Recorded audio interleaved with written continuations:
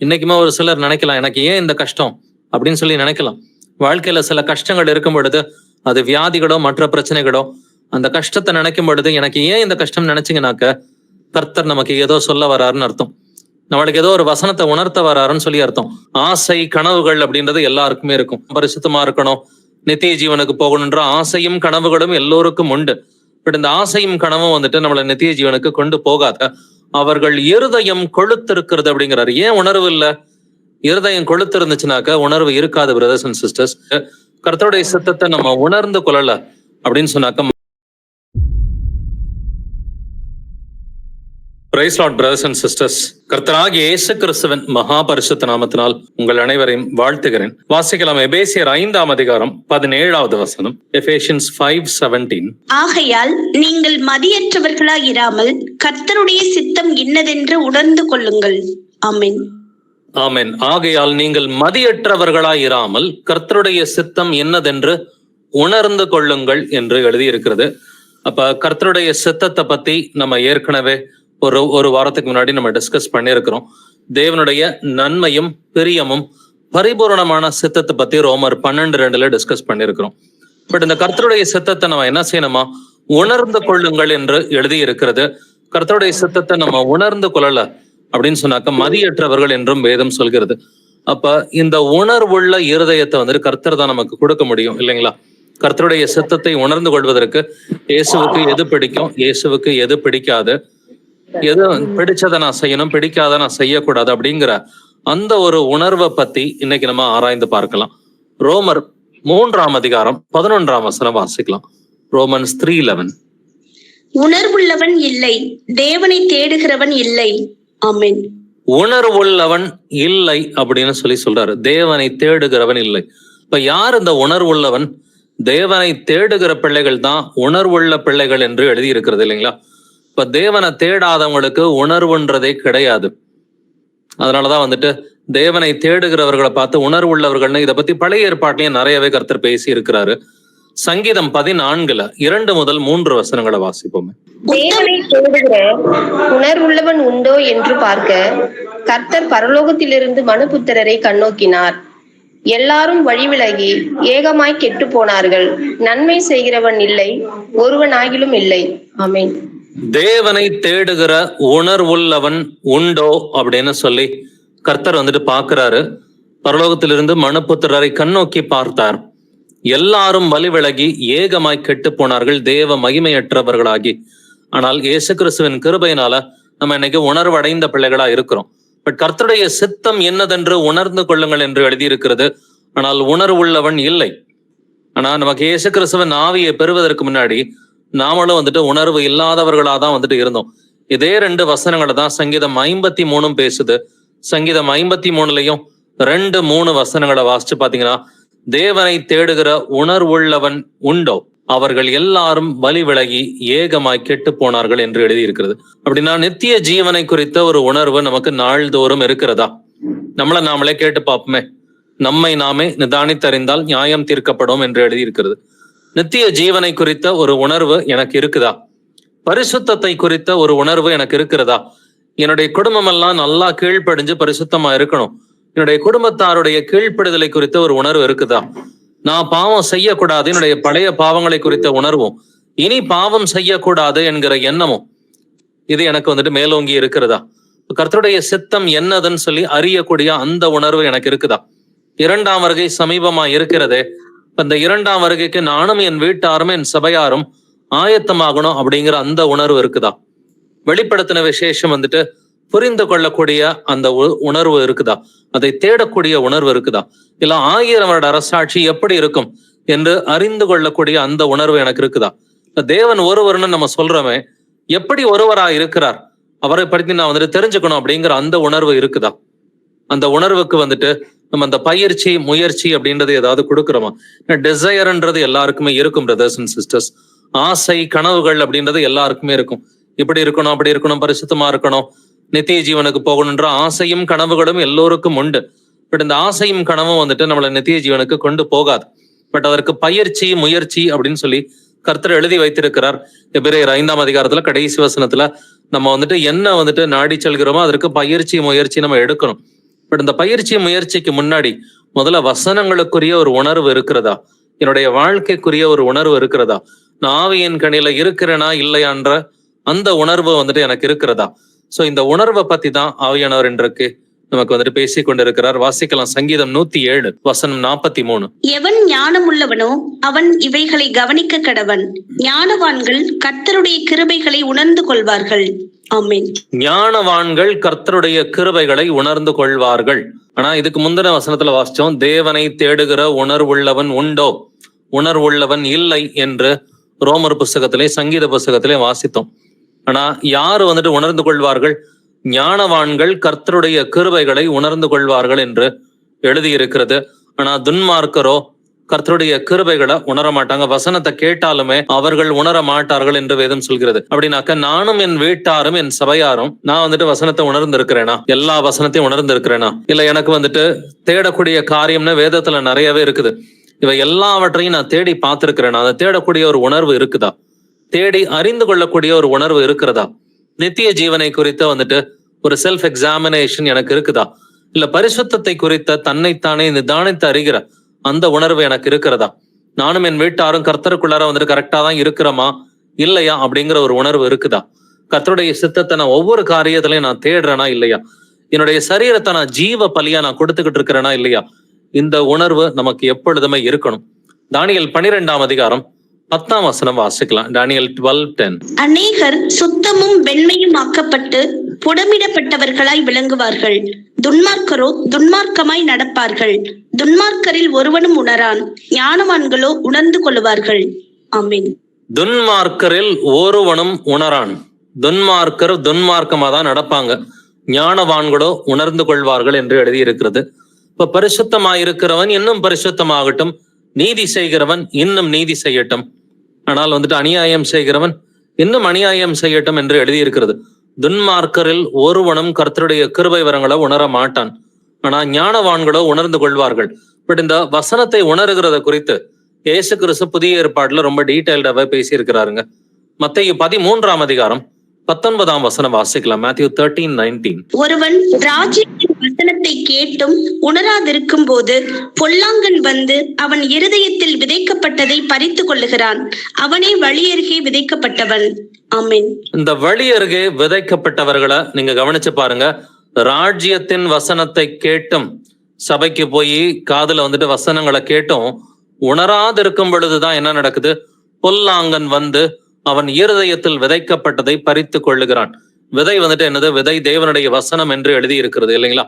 அப்ப தேவனுடைய வசனமாகிய விதையை வந்துட்டு ஒரு மனுஷனுடைய இருதயத்திலிருந்து பொல்லாங்கன் பிசாசு வந்துட்டு புடுங்கிட்டு போறான்னா அது எதனாலன்னு பாத்தீங்கன்னா, வசனத்தை காதுல கேட்டும் உணர்வு இல்லாம இருக்கிறாங்க இல்லையா? அப்ப வசனத்தை வாசிக்கும் பொழுது எப்படிங்க வாசிக்கணும்? உணர்வு பூர்வமா வசனத்தை வாசிக்கணும். வசனத்தை காதுல கேட்கும் பொழுது எப்படி கேட்கணும்?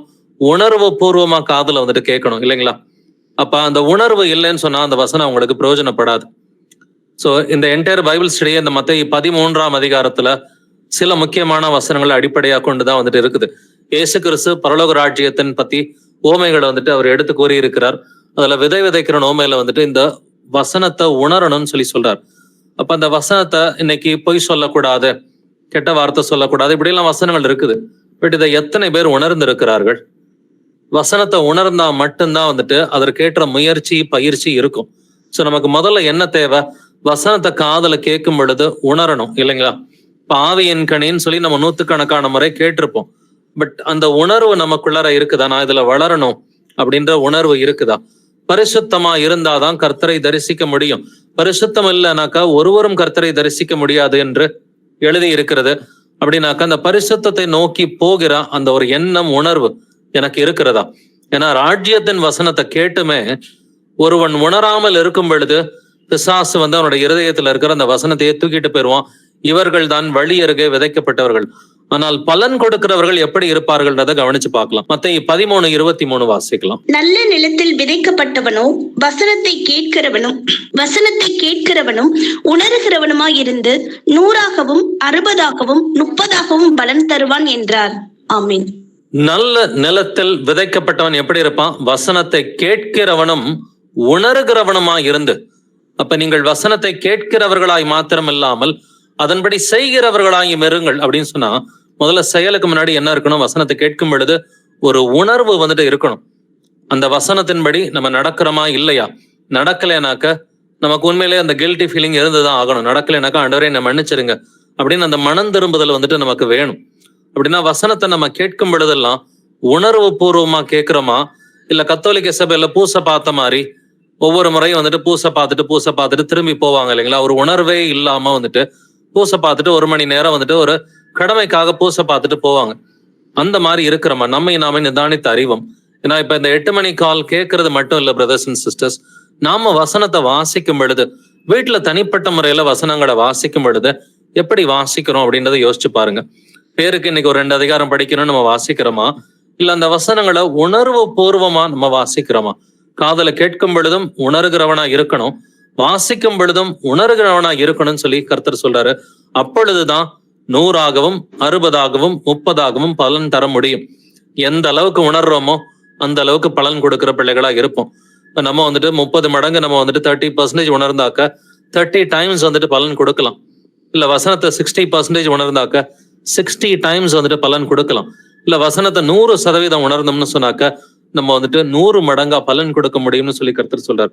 அப்படின்னா வசனத்தை கேட்கிறவர்களா மாத்திரம் இல்லாம அதை வந்துட்டு உணர்கிற பிள்ளைகளா நம்ம இருக்கணும்னு சொல்லி கர்த்தர் வந்துட்டு விருப்பப்படுறாரு. தொடர்ந்து மத்தேயு 13ஆம் அதிகாரத்துல 13 முதல் 15 வசனங்களை வாசிக்கலாம். அவர்கள் கண்டும் காணாதவர்களாயும் கேட்டும் கேளாதவர்களாயும் உணர்ந்து கொள்ளாதவர்களாயும் இருக்கிறபடியினால் நான் உவமைகளாக அவர்களோடே பேசுகிறேன். ஏசாயாவின் தீர்க்க தரிசனம் அவர்களிடத்தில் நிறைவேறுகிறது. அதாவது, காதார கேட்டும் உணராதிருப்பீர்கள், கண்ணார கண்டும் அறியாதிருப்பீர்கள். இந்த ஜனங்கள் கண்களினால் காணாமலும் காதுகளினால் கேளாமலும் இருதயத்தினால் உணர்ந்து மனம் திரும்பாமலும் நான் அவர்களை ஆரோக்கியமாக்காமலும் இருக்கும்படியாக அவர்கள் இருதயம் கொளுத்திருக்கிறது. காதால் மந்தமாய் கேட்டு தங்கள் கண்களை மூடிக்கொண்டார்கள் என்பதே. ஆமென். இந்த 3 வசனத்தை நல்லாவே கவனிச்சுக்கங்க பிரதர்ஸ் அண்ட் சிஸ்டர்ஸ். ஏன்னா ஒரு சிலர் வந்துட்டு உணர்வு இல்லாம வந்துட்டு பலன் கொடுக்காம இருக்கிறாங்க, ஒரு சிலர் உணர்ந்து பலன் கொடுக்குறாங்கன்றதுக்கு இந்த உணர்வுன்ற வார்த்தை இந்த 3 வசனத்திலயுமே வந்திருக்குது. 13, 14, 15 இந்த 3 வசனங்களையும் உணர்வுன்ற வார்த்தை இருக்குது. 13வது வசனத்துல அவர்கள் கண்டும் காணாதவர்களாயும் கேட்டும் கேளாதவர்களாயும் உணர்ந்து கொள்ளாதவர்களாயும் இருக்கிறபடியினால். அப்ப இந்த உணர்வுன்றது எங்க இருக்கும்? இருதயத்துலதான் இருக்கும். கண்ணு பாக்குது, காது கேக்குது, ஆனா இருதயம் உணரலன்னு சொல்லி கர்த்தர் சொல்றார். அதனாலதான் நான் ஓமைகளாக அவர்களோட பேசுகிறேன்னு சொல்லி கர்த்தர் சொல்றார். 14வது வசனத்துல ஏசாயாவும் இதைத்தான் சொல்லி இருக்கிறான்னு சொல்லிட்டு, காதார கேட்டும் உணராதிருப்பீர்கள், கண்ணார கண்டும் அறியாதிருப்பீர்கள் அப்படிங்கிறார். இதைத்தான் நம்ம வந்துட்டு வழி அருகே விதைக்கப்பட்டவர்களுக்கு வாசித்தோம். ராஜ்யத்தின் வசனத்தை கேட்டும் உணராதிருக்கும் போது பொல்லாங்கன் வந்து வசனத்தை எடுத்துட்டு போயிடுவான் இல்லைங்களா? இதைத்தான் ஏசாயாவும் சொல்லியிருக்கிறான், காதார கேட்டும் உணராதிருப்பீர்கள் அப்படின்னு எழுதி இருக்குது. 15வது வசனத்துல இந்த ஜனங்கள் கண்களினால் காணாமலும் காதுகளினால் கேளாமலும் இருதயத்தினால் உணர்ந்து மனம் திரும்பாமலும். உணர்ந்துட்டா என்ன ஆகும்? மனம் திரும்புதல் வந்துட்டு வரும். அதன் பிறகுதான் கனி கொடுக்கறது எல்லாமே வந்துட்டு. முதல்ல வந்துட்டு அந்த உணர்வுள்ள இருதயத்தை கர்த்தர் நமக்கு கொடுக்கணும். ஆனா இவங்க வந்துட்டு என்ன செய்யறாங்க? இருதயத்தினால் உணர்ந்து மனம் திரும்பாமலும் நான் அவர்களை ஆரோக்கியமாக்காமலும் இருக்கும்படியாக அவர்கள் இருதயம் கொழுத்திருக்கிறது அப்படிங்கிறாரு. ஏன் உணர்வு இல்ல? இருதயம் கொழுத்து இருந்துச்சுனாக்க உணர்வு இருக்காது பிரதர்ஸ் அண்ட் சிஸ்டர்ஸ்.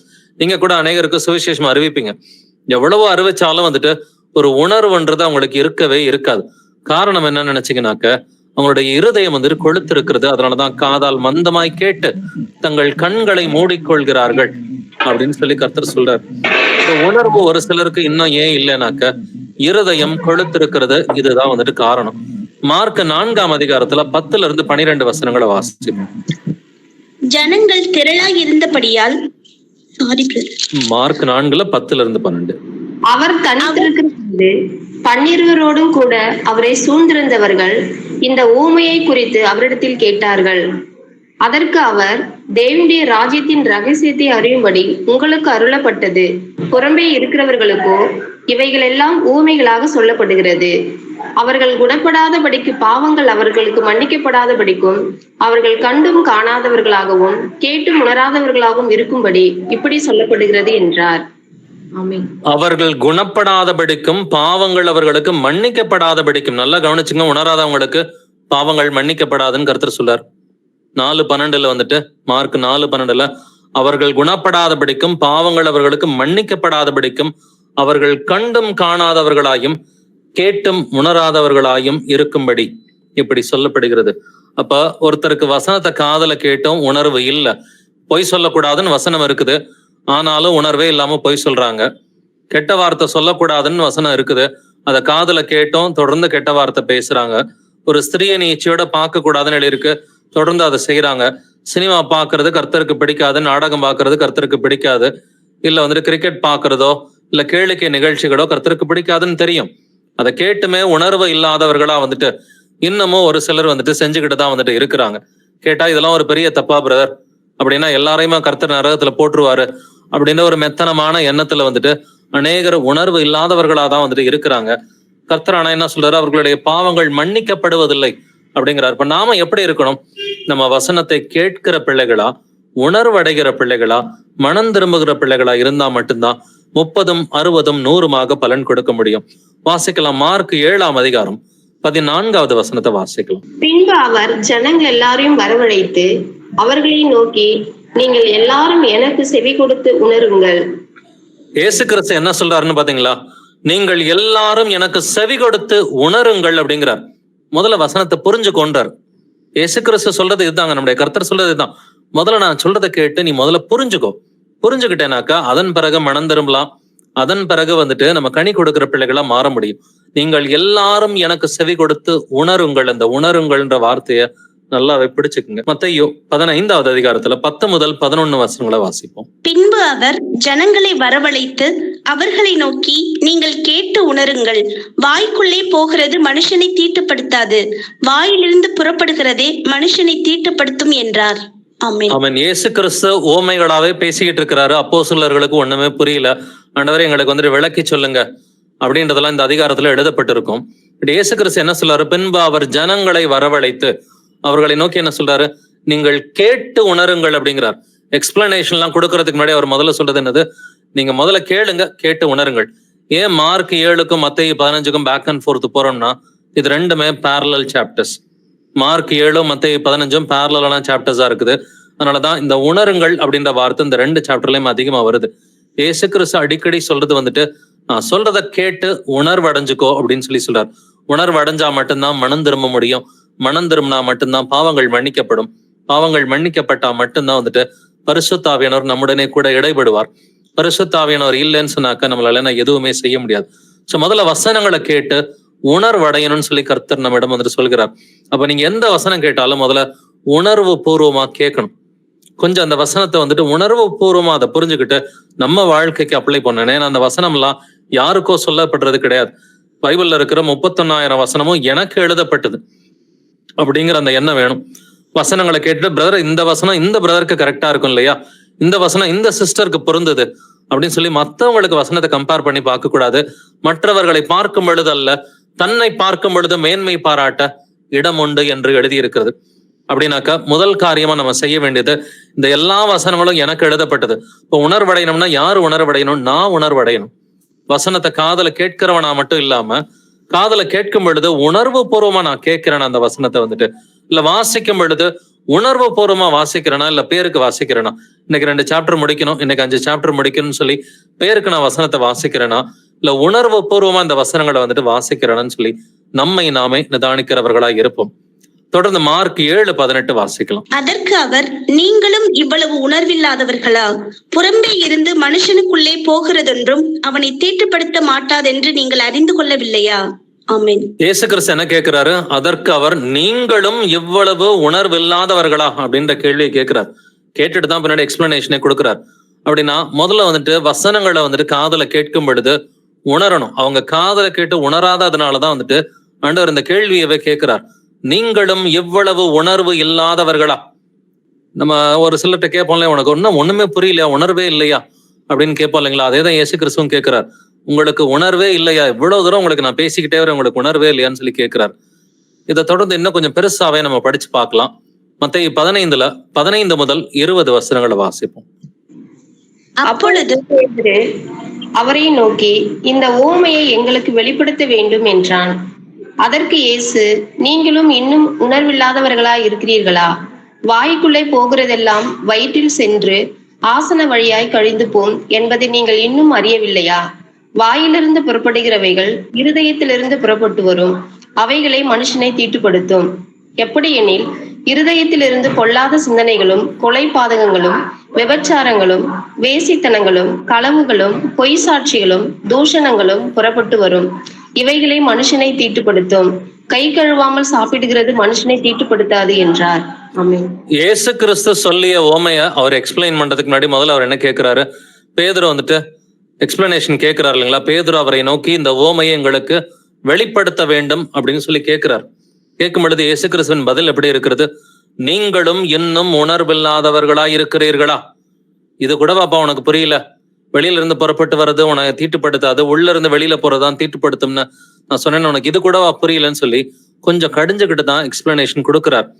பின்னாடிதான் எக்ஸ்பிளனேஷன் இருதயத்திலிருந்து பொல்லாத சிந்தனைகளும் தூஷணங்களும் புறப்பட்டு வரும்னு சொல்லி எக்ஸ்பிளனேஷன் கொடுக்குறாரு. பட் முதல்ல வந்துட்டு நம்ம என்ன செய்யணும்? உணர்வுள்ளவர்களா இருந்தோம்னு சொன்னா நமக்கு புரியும்.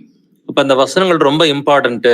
எதையுமே நம்ம வந்துட்டு ஒரு கடமைக்கு செய்யாம வசனம் வாசிக்கிறதையோ இல்ல காதுல கேட்கறதையோ ஜெபிக்கிறதையோ இல்ல வந்துட்டு ஞாயிற்றுக்கிழமை கூடுகை பண்றதோ இல்ல வீட்டு கூடுகை வந்துட்டு நீங்க வந்துட்டு செய்யற காரியங்கள் இல்ல ஃபேமிலிக்குள்ளார ஃபேமிலி ப்ரேயர் பண்றது இல்ல ஃபேமிலிக்குள்ளார பைபிள் ஸ்டடி பண்றது இது எதையுமே வந்துட்டு கடமைக்கு வந்துட்டு செய்யாம உணர்வு உள்ளவர்களா இதை செஞ்சோம்னா நமக்கு என்ன தெரியும்? கர்த்தருடைய சித்தத்தை முதல்ல உணர்ந்து கொள்வோம். கர்த்தருடைய சித்தத்தை உணர்ந்துகிட்டோம்னா அதை செஞ்சா ஆண்டவரே நன்றி ஆண்டவரேன்னு சொல்லலாம், செய்யலைன்னா ஆண்டவரே என்ன மன்னிச்சிருங்க ஆண்டவரே அப்படின்னு சொல்லிட்டு கர்த்தருடைய சித்தத்தை வந்துட்டு நம்ம தேடுகிற பிள்ளைகளா வந்துட்டு இருக்கணும்னு தான் அவருடைய விருப்பமா இருக்கிறது. பட் இன்னொரு எக்ஸாம்பிள்லையும் பார்க்கலாம்.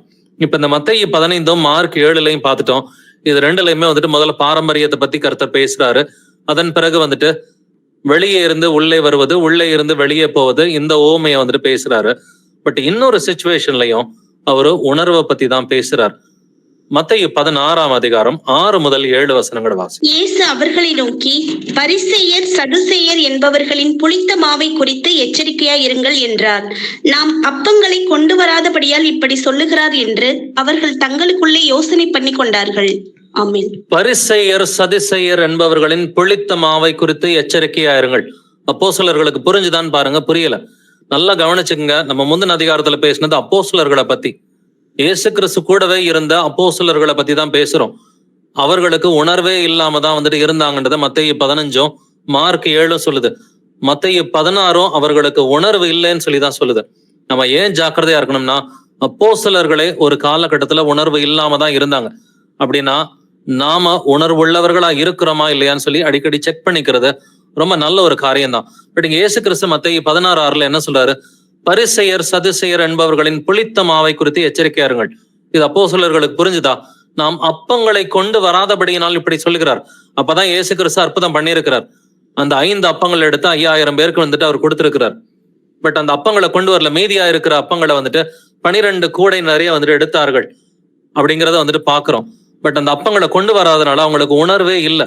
கர்த்தர் இங்க என்ன பேசுறாருன்றதை கவனிச்சு பாருங்க. மத்தேயு 16:9 வாசிக்கலாம். இன்னும் நீங்கள் உணரவில்லையா? 5 அப்பங்களை 5000 பேருக்கு பகிர்ந்ததையும் மீதியானதை எத்தனை கூடை நிறைய எடுத்தீர்கள் என்பதையும். இன்னும் நீங்கள் உணரவில்லையா அப்படின்ற கேள்வியை தான் கேட்கிறாரு. முந்தின அதிகாரத்துல அதே தான் கேட்டாரு. இப்ப கூட உனக்கு புரியலையாப்பா? இன்னும் நீங்கள் உணரவில்லையா அப்படிங்கிற கேள்வியை கேட்கிறாரு. மத்தேயு 16:11 வாசிக்கலாம். பரிசேயர் சதுசேயர் என்பவர்களின் புளித்த மாவுக்கு எச்சரிக்கையா இருக்க வேண்டும் என்று நான் சொன்னது அப்பத்தை குறித்து சொல்லவில்லை என்று நீங்கள் உணராதிருக்கிறது எப்படி என்றார். நான் சாப்பாடை பத்தி பேசலப்பா, நான் வந்துட்டு இங்க புளித்த மாவுன்னு சொல்றது அவர்களுடைய உபதேசத்தை குறித்து தான் பேசுகிறேன். உனக்கு இதை கூட உனக்கு புரியலையான்னு சொல்லி தான் கர்த்தர் கேட்கிறாரு. நீங்கள் உணராதிருக்கிறது எப்படி அப்படிங்கிறார்.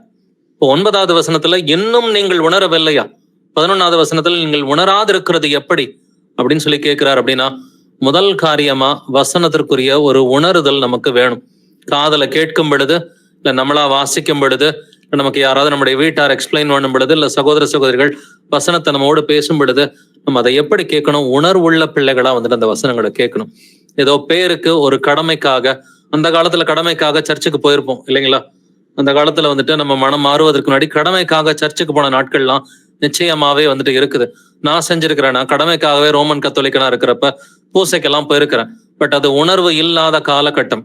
இப்ப நம்ம கர்த்தருடைய பிள்ளைகளா இருக்கிறோம் அப்படின்னா ஒரு வசனம் படிச்சாலும், ஒரு வசனத்தை காதல கேட்டாலும் உணர்வுள்ள பிள்ளைகளா இருக்கணும். இல்ல 50 வசனங்கள் கேட்டாலும் 100 வசனங்கள் கேட்டாலும் உணர்வுள்ள பிள்ளைகளா வந்துட்டு இருக்கணும். உணர்ந்தா மட்டும்தான் மனம் திரும்ப முடியும். மனம் திரும்பினா மட்டும்தான் பாவங்கள் மன்னிக்கப்படும். பாவங்கள் மன்னிக்கப்பட்டா மட்டும்தான் பரிசுத்த ஆவி நமக்குள்ளார வந்துட்டு கிரியை செய்வார். தொடர்ந்து வாசிக்கலாம். லூக்கா 18ஆம் அதிகாரம் 31 முதல் 34 வசனங்களை. பின்பு அவர் 12 தம்மிடத்தில் அழைத்து, இதோ எருசலேமுக்கு போகிறோம், மனுஷகுமாரனை குறித்து தீர்க்கதரிசிகளால் எழுதப்பட்டவைகள் எல்லாம் நிறைவேறும். எப்படியெனில் அவர் புறஜாதியாரிடத்தில் ஒப்பு கொடுக்கப்பட்டு பரியாசமும் நிந்தையும் அடைந்து துப்பப்படுவார். அவரை வாரினால் அடித்து கொலை செய்வார்கள். 3ஆம் நாளிலே அவர் உயிரோடு எழுந்திருப்பார் என்றார். இவைகளில் ஒன்றையும் அவர்கள் உணரவில்லை. அவைகளின் பொருள் அவர்களுக்கு மறைவாய் இருந்தது. அவர் சொன்னவைகளை அவர்கள் அறிந்து கொள்ளவில்லை. ஆமென். நல்லா கவனிச்சு பாருங்க. அப்போஸ்தலர்கள் இயேசு கிறிஸ்து சொன்னது சுத்தமாவே அவங்களுக்கு புரியல. இவைகளில் ஒன்றையும் அவர்கள் உணரவில்லை என்று 34வது வசனம் சொல்லுது. அவர் சொன்னவைகளை அவர்கள் அறிந்து கொள்ளவும் இல்லை. என்ன சொன்னார் அப்படி? ஏதோ அவர் மறைவா சொன்னாரா? அவர் 12 தம்மிடத்தில் அழைத்து, 31வது வசனம் சொல்லுது, 12 தம்மிடத்தில் அழைத்து, இதோ எருசலேமுக்கு போகிறோம். டைரக்டா தான் பேசுறார். மனுஷகுமாரனை குறித்து தீர்க்கதரிசிகளால் எழுதப்பட்டவைகள் எல்லாம் நிறைவேறும். எப்படியெனில் அவர் புறஜாதியாரிடத்தில் ஒப்பு கொடுக்கப்பட்டு பரியாசமும் நிந்தையும் அடைந்து துப்பப்படுவார். ரொம்ப டைரக்டா தான் பேசுறாரு. ஏதோ அவரை மறைச்செல்லாம் எதுவுமே பேசல. அவரை வாரினால் அடித்து கொலை செய்வார்கள். டைரக்டா தான் என்ன கொலை செய்வாங்கன்னு சொல்லி சொல்றார். 3ஆம் நாளிலே அவர் உயிரோடு எழுந்திருப்பார். எல்லாமே டைரக்டா தான் இயேசு கிறிஸ்து பேசுறாரு. ஆனா அப்போஸ்தலர்களுக்கு என்ன நடக்குது? இவைகளில் ஒன்றையும் அவர்கள் உணரவில்லை. ஏதோ பாதி புரிஞ்சு பாதி புரியலன்னா கூட பரவாயில்ல. இவைகளில் ஒன்றையும் அவர்கள் உணரவில்லை. அவர் சொன்னவைகளை அவர்கள் அறிந்து கொள்ளவும் இல்லை.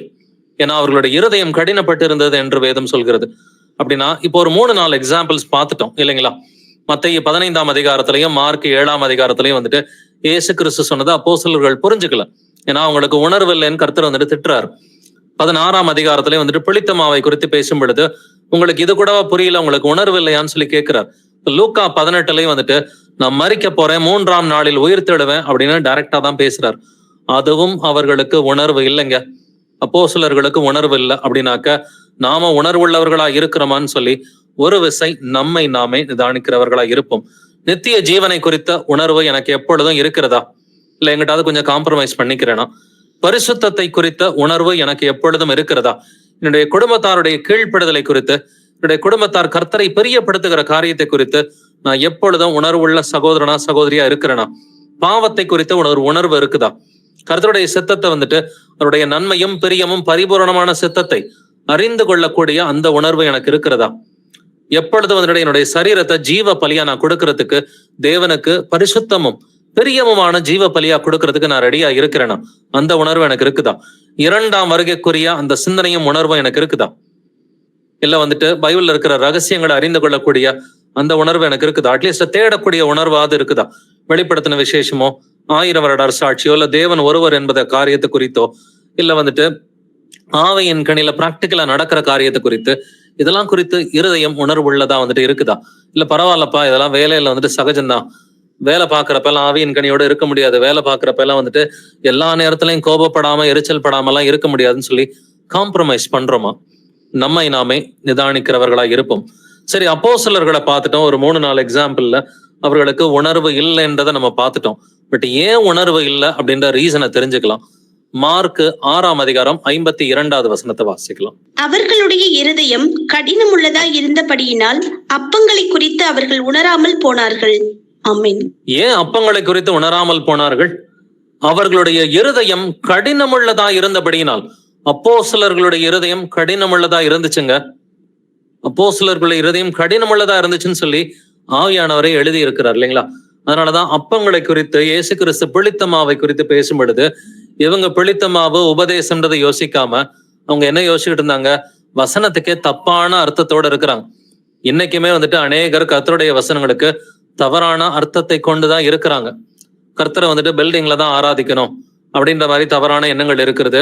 இல்ல தேவன் 3 பேரா இருக்கிறாரு, இல்ல ஞானஸ்நானம் வந்துட்டு டைட்டில் எடுத்துக்கலாம் அதே போல வெளிப்படுத்தின விசேஷத்துக்குரிய அர்த்தம் புரியாமலோ, இன்னைக்கு என்ன காலகட்டத்துல இருக்கிறோம் அப்படின்ற அந்த ஒரு உணர்வு இல்லாம இன்னைக்கு அநேக கிறிஸ்தவர்கள் வசனத்தை காதுல கேட்டும் உணர்வு இல்லாம தாங்க இருக்கிறாங்க. ஏன்னா அவர்களுடைய இருதயம் கடினப்பட்டிருந்தது. இன்னைக்குமே போதகர்களுடைய இருதயமும் அநேக கிறிஸ்தவர்களுடைய இருதயமும் கடினப்பட்டு தான் இருக்குது. தொடர்ந்து வாசிக்கலாம். மார்க் 8:17 வசனம். இயேசு அதை அறிந்து அவர்களை நோக்கி, உங்களிடத்தில் அப்பங்கள் இல்லாதபடியினால் நீங்கள் யோசனை பண்ணுகிறது என்ன? இன்னும் சிந்தியாமலும் உணராமலும் இருக்கிறீர்களா? இன்னும் உங்கள் இருதயம் கடினமா இருக்கிறதா? இயேசு கிறிஸ்து தெளிவாவே இங்க ஆன்சர் சொல்லார். இன்னும் சிந்தியாமலும் உணராமலும் இருக்கிறீர்களா? அப்ப எப்பங்க வந்துட்டு உணர முடியும்? சிந்திக்கணும் இல்லையா? இப்ப கர்த்தருடைய வசனத்தை நம்ம சிந்திக்கும் பொழுதுதான் உணர முடியும். அப்ப கர்த்தர் வந்துட்டு அவருடைய வசனங்கள் எழுதியிருக்கிறாரு, பொய் சொல்லக்கூடாது, பொய் சொன்னா பிசாசுதான், அவன் பொய்யனும் பொய்க்கு பிதாவுமா இருக்கிறான் அப்படின்னு அந்த வசனத்தை சிந்திக்கணும் இல்லைங்களா? அவருடைய வசனத்தை இரவும் பகலும் தியானிப்பவன் பாக்கியவான் என்று எழுதியிருக்கிறது. அவருடைய வசனத்தை சிந்திக்கணும், உணரணும். இன்னும் சிந்தியாமலும் உணராமலும் இருக்கிறீர்களா? இன்னும் உங்கள் இருதயம் கடினமா இருக்கிறதான்னு கேட்கிறார். இப்ப கர்த்தருக்கு ரீசன் எல்லாம் தெரியும். அவங்க சிந்திக்கவே இல்லை, அவர் சொன்னதை வந்துட்டு அவங்க மைண்ட்ல ஏத்திக்கவே இல்லை, அதனாலதான் அவங்களுக்கு உணர்வு இல்லை. உங்களுடைய இருதயம் வந்துட்டு கடினமா இருக்கிறதான்னு சொல்லி தெளிவாவே கேள்வி கேட்கிறாரு இல்லைங்களா? அவர்களுடைய இருதயம் வந்துட்டு கடினமா இருந்ததுனாலதான் அவங்களுக்கு வசனத்திற்குரிய ஒரு உணர்வே இல்லை. அப்படின்னா அதனாலதான் ஆவியானவர் எழுதுறாரு வந்துட்டு, உங்களுடைய இருதயத்தை கடினப்படுத்தாதிருங்கள் என்று எழுதியிருக்கிறது இல்லைங்களா? இன்று என்று சொல்லும் அளவும் உங்களுடைய இருதயத்தை கடினப்படுத்தாதிருங்கள். ஆவியானவர் வந்துட்டு பேசும் பொழுது இருதயத்தை கடினப்படுத்த வேண்டாம் என்று நீங்க எபிரேயர் 3 எபிரேயர் 4 தொடர்ந்து வாசிச்சு பாத்தீங்கன்னா 3:13 4:13 வரைக்கும் இருதயத்தை கடினப்படுத்தாத அப்படின்னு தான் வந்துட்டு எழுதியிருக்கு. பட் எதனால வசனம் பிரயோஜனப்படாம போகுது? நம்ம மத்தேயு 13 படிச்சா வந்துட்டு, வழி அருகே விதைக்கப்பட்டவர்கள் எப்படி இருக்கிறாங்க? வசனத்தை கேட்கிறவர்களா இருந்தும் அதை உணராமல் இருக்கிறபடியினால் பொல்லாங்கன் வந்து வசனத்தை தூக்கிட்டு போயிடுறான் இல்லைங்களா? ஆனா பயன் கொடுக்கிறவர்கள் எப்படி இருக்கிறாங்க? வசனத்தை வந்துட்டு அவங்க காதுல கேட்டு அதை உணர்ந்த பிறகுதான் 30, 60, 100 அவர்கள் கனி கொடுக்கிற பிள்ளைகளா இருக்கிறார்கள். தொடர்ந்து வாசிக்கலாம். யோவான் 12:40 வசனம். அவர்கள் கண்களினால் காணாமலும் இருதயத்தினால் உணராமலும் குணப்படாமலும் இருக்கும்படிக்கும், நான் அவர்களை ஆரோக்கியமாக்காமல் இருக்கும்படிக்கும் அவர்களுடைய கண்களை அவர் குருடாக்கி அவர்கள் இருதயத்தை கடினமாக்கினார் என்றான். ஆமென். அவர்கள் இருதயத்தை கடினமாக்கினார். கர்த்தர் கடினமாக்குறது கிடையாது, கடினமாகும்படி கையெழுத்து விட்டு விட்டார். பார்வோன் இருதயத்தை கடினமாக்கினார்னு எழுதியிருக்கு. அவன் இருதயம் கடினப்படும்படி கர்த்தர் அவனை கையெழுத்து விட்டு விட்டாருன்னு தான் அர்த்தம். கர்த்தர் ஒருத்தர் நல்லவராகவும் ஒருத்தர் கெட்டவராகவும் படைக்கிறது இல்லைங்க. அவர் வந்துட்டு பொம்மலாட்டம் செய்யற மாதிரி வந்துட்டு ஒருத்தரை நல்லவராகவும் ஒருத்தரை கெட்டவராகவும் கர்த்தர் படைக்கிறவர் இல்லை. கர்த்தர் நல்லவர் எப்பொழுதுமே. அவர் நீதிபரர் அப்படின்றத நம்ம புரிஞ்சுக்கணும். அவர்கள் இருதயத்தை கடினமாக்கினார்னாக்க கடினமாகும்படி அவர் கையெழுத்து விட்டு விட்டார் என்று அர்த்தம். அப்படின்னா ஒரு சிலருக்கு கண்ணால பார்த்தோம், பைபிள்ல வந்துட்டு கண்ணில் அவங்க படிக்கிறாங்க, இருதயத்துல வந்துட்டு உணராம இருக்கிறாங்க, காதுல கேட்கிறாங்க, ஆனாலும் ஒரு உணர்வு இல்லை. காரணம் என்னன்னா, இருதயம் கொழுத்திருக்கிறது, இருதயம் கடினமா இருக்கிறது. இதை ஆவியானவர் திரும்ப திரும்ப வந்துட்டு பல வசனங்கள் எழுதி இருக்கிறார். ரோமர் 1 21 வசனத்தை வாசிக்கலாம். அவர்கள் தேவனை அறிந்தும் அவரை தேவன் என்று மகிமைப்படுத்தாமலும் ஸ்தோத்தரியாமலும் இருந்து தங்கள் சிந்தனைகளினாலே வீணரானார்கள். உணர்வில்லாத அவர்களுடைய இருதயம் இருளடைந்தது. ஆமென். உணர்வு இல்லாத அவர்களுடைய இருதயம் எப்படிப்பட்டதா இருக்குதுங்க? உணர்வுன்றதே இல்ல. உணர்வே இல்லாத அவர்களுடைய இருதயம் இருள் அடைந்தது என்று எழுதியிருக்கிறது. ஒரு இடத்துல கடினமாச்சுன்னு எழுதியிருக்கு, இந்த இடத்துல இருள் அடைந்தது என்று எழுதியிருக்கிறது. ஏன்னாக்க தேவனை அறிந்தும் அவரை தேவன் என்று மகிமைப்படுத்தாமல் எப்படிங்க தேவன் சொல்லி மகிமைப்படுத்துவீங்க? நம்முடைய கிரியையினாலதான் மகிமைப்படுத்த முடியும். வசனம் தெரியும், வசனத்துக்கு கட்டுப்பட்டு நடந்தாதான் தேவனை மகிமைப்படுத்துகிறோம்னு சொல்லி அர்த்தம். வசனத்துக்கு கட்டுப்பட்டு நடக்கலன்னா தேவனை மகிமைப்படுத்தவே இல்லைன்னு சொல்லி அர்த்தம். அப்ப பொய் சொல்லக்கூடாது, கெட்ட வார்த்தை சொல்லக்கூடாது, டிவி பார்க்க கூடாது, இதெல்லாம் தெரியும். தெரிஞ்சுமே வந்துட்டு அதை தொடர்ந்து செஞ்சுக்கிட்டு இருந்தோம் அப்படின்னு சொன்னா தேவனை அறிந்தும் தேவனை மகிமைப்படுத்தல. ஒரு சிலர் இன்னும் பரியாசம் பண்றதெல்லாம் விடவே மாட்டேன்றாங்க. வம்பும் புத்தியினமான பேச்சும் பரியாசமும் தகாதவைகள், ஸ்தோத்திரம் செய்தலை தகும் என்று எழுதியிருக்கிறது. பரியாசம் பண்ணக்கூடாதுன்றது நல்லாவே தெரியும். தெரிஞ்சுமே பரியாசம் பண்ணாக்க தேவனை அறிந்தும் தேவனை அவர்கள் மகிமைப்படுத்தவில்லை, ஸ்தோத்திரம் செய்யவில்லை என்று எழுதியிருக்கிறது. ஆனா காலப்போக்கில் என்ன ஆகும்? உணர்வில்லாத அவர்களுடைய இருதயம் என்ன நடக்குமா? இருள் அடைந்தது. ஃபர்ஸ்ட் உணர்வு இல்லாம இருக்கும், பின்னாடி இருள் அடைஞ்சிரும். அப்ப இருள் இருக்கிற இடத்துல ஒளி வராது இல்லையா? ரோமர் 1:31 வாசிக்கலாம். உணர்வில்லாதவர்களுமாய், உடன்படிக்கைகளை மீறுகிறவர்களுமாய், சுவாப அன்பு இல்லாதவர்களுமாய், இணங்காதவர்களுமாய், இரக்கமில்லாதவர்களுமாய் இருக்கிறார்கள். ஆமென். நீங்க ஒரு சிலரை சுபாவ அன்பே இல்லாதவர்களா நிச்சயமா பார்த்திருக்கிறதுக்கு வாய்ப்பு இருக்கு. பட் ஏன் சுபாவ அன்பு இல்லாதவர்களா இருக்கிறாங்கன்னா, உணர்வு இல்லாதவர்களா முதல்ல இருக்கிறாங்க. அவங்களுக்கு உணர்வுன்றதே முதல்ல இல்ல. உடன்படிக்கைகளை மீறுகிறவர்களா இருக்கிறாங்க. சுபாவ அன்புன்றதே அவங்களுக்கு இல்ல. எந்த ஒரு காரியத்திலும் நல்லவைகளுக்கு இணங்கவே மாட்டாங்க. இரக்கம் இல்லாதவர்களா இருப்பார்கள். ஏன்னாக்க முதல் காரியமா உணர்வுன்றதே வந்துட்டு இல்ல. உணர்வுள்ள இருதயம்ன்றது இல்லாம இருக்குது. சரி, ஓகே, இதுக்கு சொல்யூஷன் தான் என்னது? ஏன்னா வசனத்தை கேட்டும் உணர்வு இல்லைனாக்க, வசனத்தை கேட்டு உணர்வு இல்லாத எக்ஸாம்பிள்ஸ் பைபிள்ல நிறையவே இருக்குதுங்க. லட்சக்கணக்கான பேர் வந்துட்டு இருக்கிறாங்க. வசனத்தை கேட்டு உணர்வு இல்லாம கெட்டு போய் நரகத்துக்கு போனவங்க லட்சக்கணக்கானவர் பைபிள்ல இருக்கிறாங்க. வாசிக்கலாம் வந்துட்டு எபிரேயர் 4:2 ஏனெனில் சுவிசேஷம் அவர்களுக்கு அறிவிக்கப்பட்டது போல நமக்கும் அறிவிக்கப்பட்டது. விசுவாசம் இல்லாமல் கேட்டபடியினால் அவர்கள் கேட்ட வசனம் அவர்களுக்கு பிரயோஜனப்படவில்லை. ஆமென். வனாந்தரத்தில் இருந்த யூதர்களை பத்தி தான் பவுல் வந்துட்டு இங்க எழுதுறான். சுவிசேஷம் அவர்களுக்கு அறிவிக்கப்பட்டது போல. வனாந்தரத்துல 6 லட்சம் ஆண்கள் இருந்தாங்க. வனாந்தரத்துல வந்துட்டு 6 லட்சம் ஆண்கள் வந்துட்டு இருந்தாங்க. அங்க அதுக்கு ஈக்குவலண்டான வந்துட்டு மற்ற வந்துட்டு சகோதரிகளும் இருந்திருப்பாங்க, சிறு பிள்ளைகளும் இருந்திருப்பாங்க. சுவிசேஷம் அவர்களுக்கு அறிவிக்கப்பட்டது போல நமக்கும் அறிவிக்கப்பட்டது. கேட்டவர்கள் விசுவாசம் இல்லாமல் கேட்டபடியினால் அவர்கள் கேட்ட வசனம் அவர்களுக்கு பிரயோஜனப்படவில்லை. அப்படின்னா உணர்வு இல்லைன்னா என்னங்க அர்த்தம்? விசுவாசம் இல்லாம கேட்கறது. உணர்வு இல்லைன்னா என்ன அர்த்தம்? கேட்டவர்கள் விசுவாசம் இல்லாமல் கேட்டபடியினால் அவர்கள் கேட்ட வசனம் அவர்களுக்கு பிரயோஜனப்படவில்லை. அப்படின்னா லட்சக்கணக்கான யூதர்களுக்கு வந்துட்டு விசுவாசம் இல்லாம வசனத்தை கேட்டிருக்கிறாங்க. உணர்வு இல்லாதவர்களா வசனத்தை கேட்டிருக்காங்க. அதனால வசனம் அவர்களுக்கு பிரயோஜனப்படவில்லை என்று எழுதி இருக்கிறது. அப்ப நாம என்ன செய்யணும்? உணர்வுள்ளவர்களா விசுவாசம் உள்ளவர்களா வசனத்தை கேட்கணும்னு சொல்லி கர்த்தர் சொல்றாரு. அப்படி இல்லைன்னா ஆவியானவர் என்ன பண்ணுவாருன்றதை நம்ம தெரிஞ்சுக்கலாம். யோவான் 16:8 வாசிக்கலாம். ஜான் 16:8. அவர் வந்து பாவத்தை குறித்தும் நீதியை குறித்தும் நியாய தீர்ப்பை குறித்தும் உலகத்தை கண்டித்து உணர்த்துவார். ஆமென். பரிசுத்த ஆவியானவர் வரும் பொழுது என்ன பண்ணுவாராம்? கண்டித்து உணர்த்துவார். நாம உணர்வு இல்லாம இருந்தோம்னா அவர் என்ன பண்ணுவாரு? கண்டிச்சு உணர்ந்துக்கோ அப்படின்னு சொல்லி அவர் உணர்த்துவார். பாவத்தை குறித்து அவர் கண்டிச்சு உணர்ந்துக்கிற மாதிரி செய்வார்.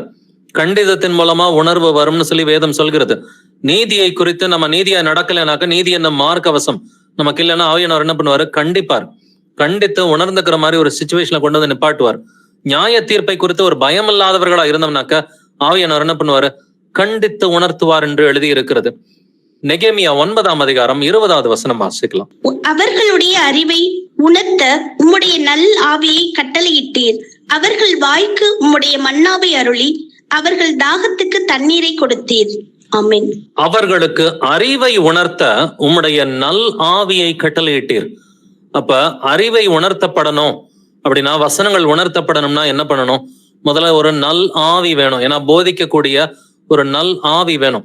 வரங்கள் 9 வரங்கள் இருக்கு இல்லைங்களா? 1 கொரிந்தியர் 12 அதுல வந்துட்டு முதல் வரம் என்னது? ஞானத்தை போதிக்கும் வசனம். 2வது வரம் என்னது? அறிவை உணர்த்தும் வசனம். அந்த அறிவை உணர்த்தும் வசனம் யாராவது பரிசுத்த ஆவியின் துணையோட அறிவை உணர்த்துற மாதிரி போதிக்கணும். அவர்களுக்கு அறிவை உணர்த்த உம்முடைய நல் ஆவியை கட்டளையிட்டீர். அப்ப கர்த்தருடைய ஆவியோட வந்துட்டு நல் ஆவியோட யாராவது ஒருத்தர் அறிவை உணர்த்துக்கிற மாதிரி, கர்த்தருடைய அறிவை உணர்த்துக்கிற மாதிரி போதிக்கணும். ஆனா கேட்கிறவர்கள் எப்படி கேட்கணும்? விசுவாசம் உள்ளவர்களா உணர்வுள்ளவர்களா கேட்கணும்னு சொல்லி வேதம் சொல்கிறது. யோபு 32:8 வாசிக்கலாம். கர்ப்பத்திலிருந்து உதிக்கிறது போல் சமுத்திரம் புரண்டு வந்த போது அதை கதவுகளால் அடைத்தவர் யார்? 32:8 சிஸ்டர்.